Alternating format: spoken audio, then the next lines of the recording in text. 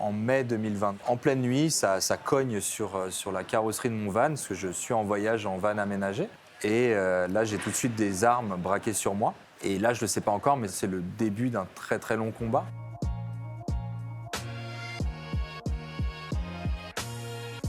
Il faut se rendre compte de l'impact que ça a sur les proches. Je pense encore et toujours à Noémie Colère, qui se bat pour sa sœur Cécile depuis 3 ans et demi.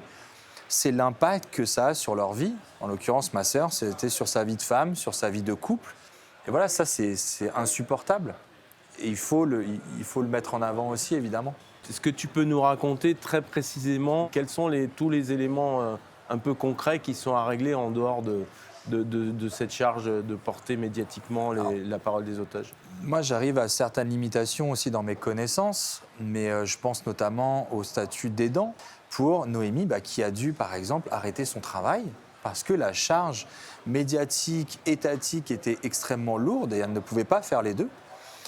Il faut la prendre en charge aussi sur des choses qui paraissent le b.a.-ba, mais qui ne sont pas mises en place. C'est-à-dire qu'un jeudi, elle a un coup de téléphone en disant « Demain, vendredi, l'ambassadeur est de passage, il veut vous voir ». Il faut qu'elle puisse prendre une journée de congé au pied levé.